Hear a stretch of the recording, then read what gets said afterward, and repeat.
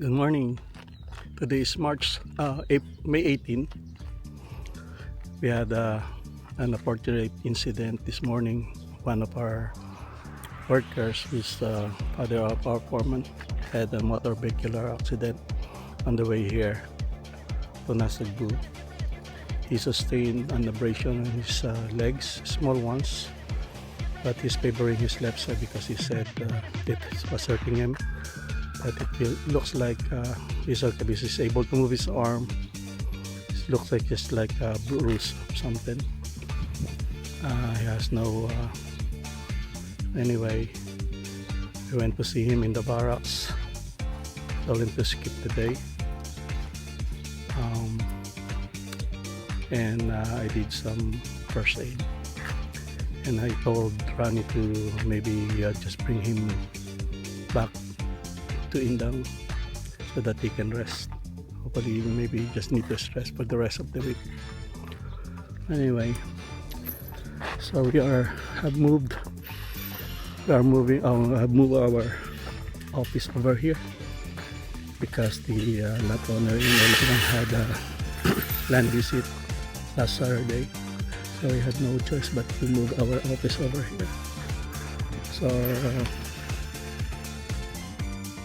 today, actually they just did it. The fourth column has just been erected. They're still working at it right now, and then later on we're gonna pour concrete on the foundations. The soil is not slippery. It's kinda because there was, I think it rained yesterday, and that does help because it's not very slippery right now. Just absorb all the water. So it got compressed, so it's not hard to move.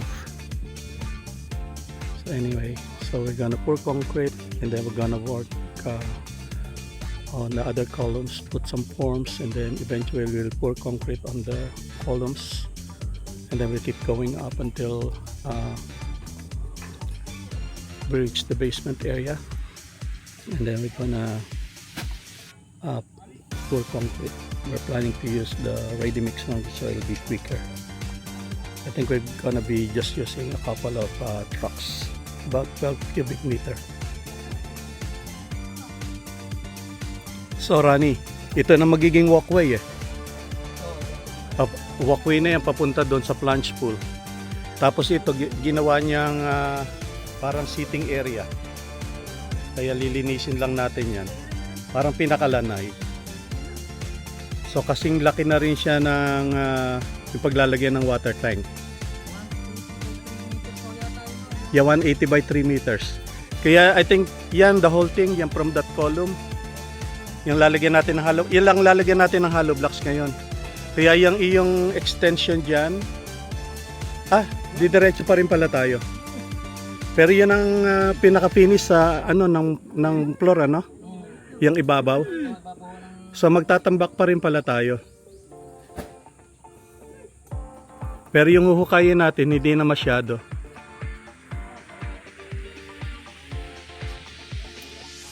So ito yung pinakahuling column. Ay, nagkabit-kabit na yung foundation dahil ang lalaki.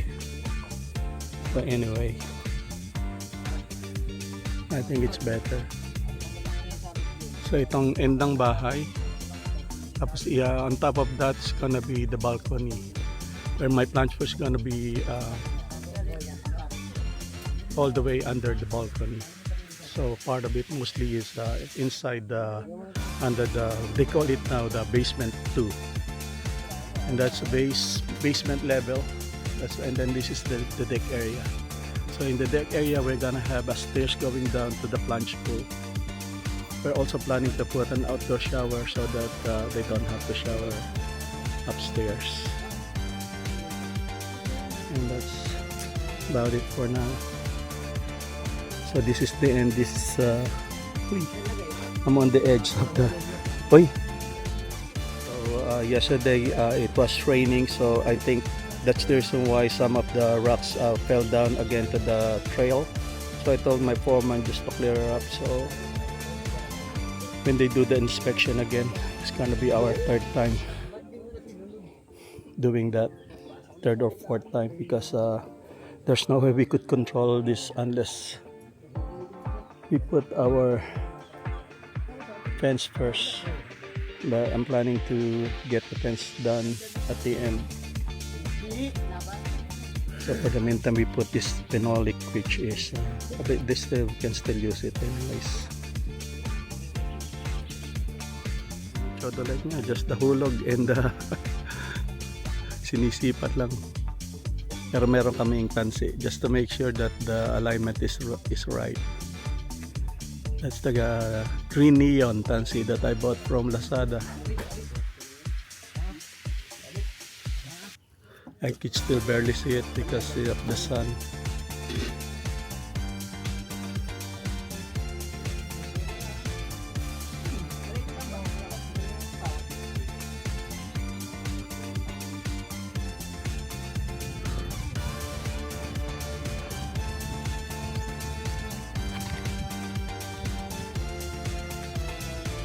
So yung pinakahuling column is already erected. We're going to the guys are taking their AM break, and then after that they're gonna start pouring concrete on those four columns or foundations, and then later on they're gonna start putting the forms.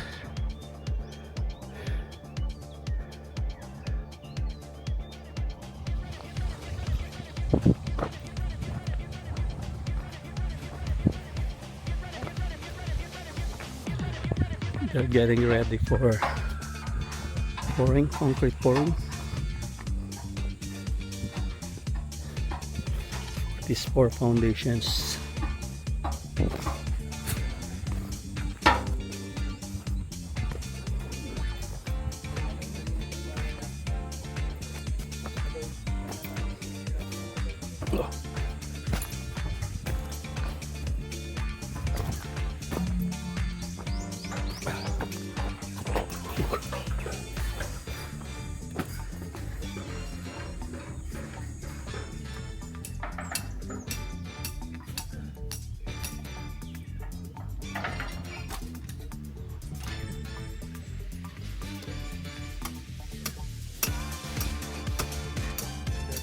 Fittings in the basement bathroom. It's already connected to the septic tank.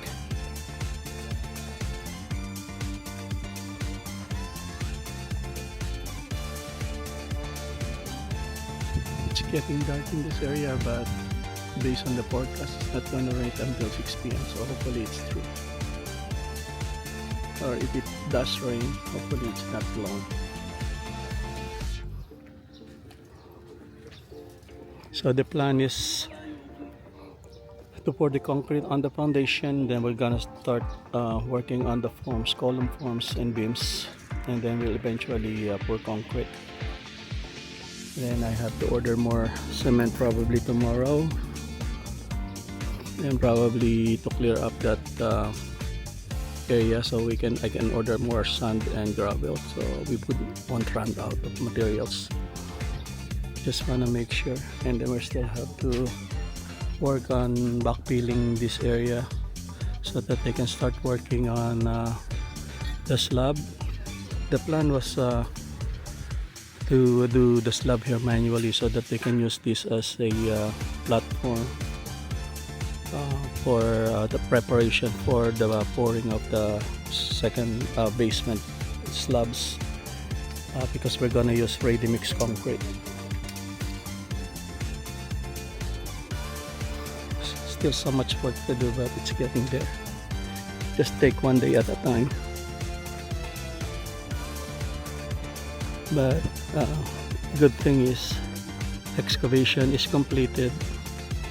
We already erected all the columns, so all we have to do is work on the forms and then pour concrete, and then we can start working on the basement slabs. Anyway, I just found out that we don't have to dig too much for the plunge pool. The homeowners send me letter just to call this basement 2. So this level will be the 4th level. That's where we're gonna put the 3 by 4 meters plunge pool. And in this straight line, that's gonna be the walkway, and then on that side, that's gonna be the lanai where we can put a seating area, and then over here is where we're gonna put the water tank. Although there was a little bit problem right here, because based on the plan, architect wants the distance from the beam to right here is only 1 meter, but it's gonna hit the existing foundation. So I said as long as we have enough room for the water tank, it's good enough. So we're just gonna have to chip part of the concrete, and that's an excess from when they pour the concrete for the foundations, so it's not gonna affect the structure. And then we're gonna enclose the water tank room with hollow blocks. Then we're gonna finish it, and there's gonna have a stairs over there in between those 2 columns that's going up to the deck. If I visualize, it seems nice. But the good thing here is the plunge pool level, you can still see the beach, and then we have just a very few space at the end, at the back. So right after we put the fence there, we're gonna just flatten it a little bit, and then we're just gonna plant it with probably dwarf coconuts, maybe some pineapples, because they said the type of soil here is very good for the pineapple and they love the sun. So probably that's gonna be what's gonna happen there. That's it for now.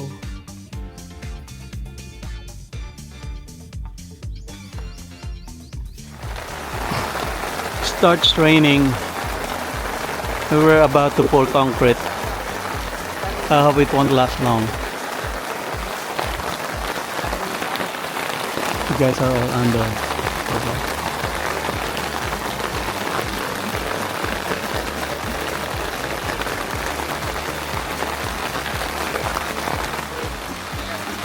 We're still gonna proceed with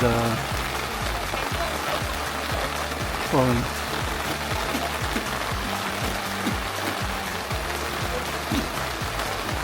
We're pouring concrete under the rain. Very good in the rain. It looks like it's not gonna have a hard rain anyways. I hope it's a blessing.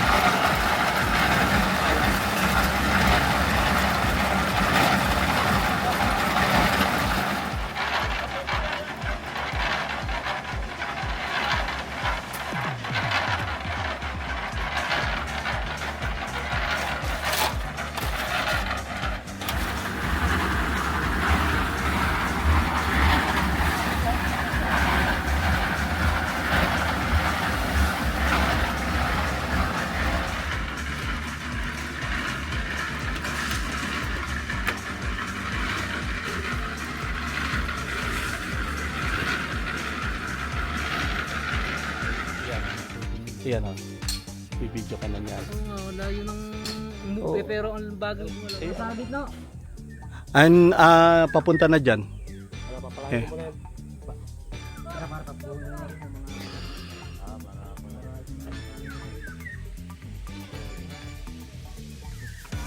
We're getting rid of all the rocks that's keeps falling down at the trail, so the guys will come down later there to clear up the trail.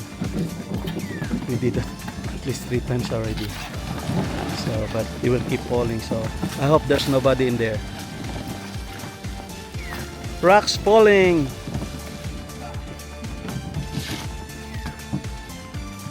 The guys start digging where we're putting the water tank, and then we eventually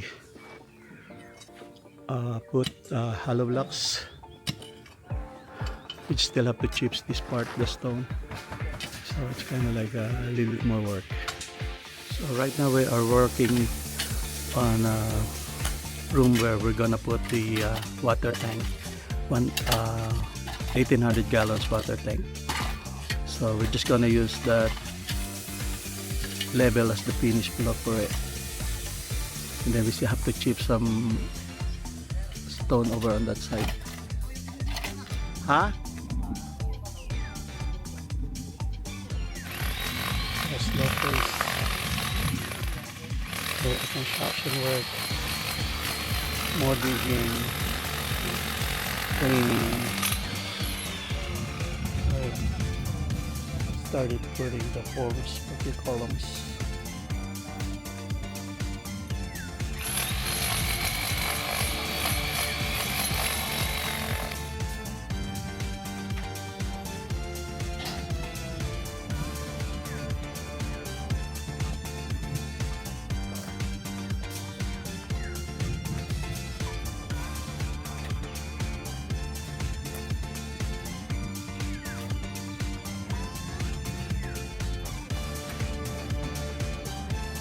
It's going to rain.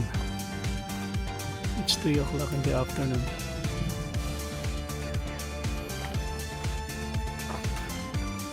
Guys, start trying to put all those concrete forms, column forms. Right.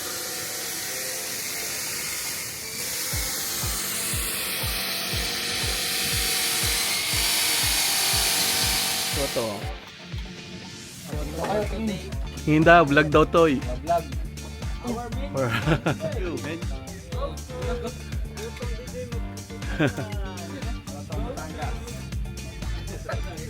Para sumikat kayo lahat. Hi vlog. Oh, Shout out. shout out to who?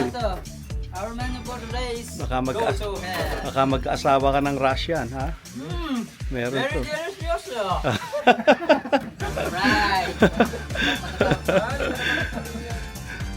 Nasa vlog ako, nasa vlog. Lahat kayo sa vlog.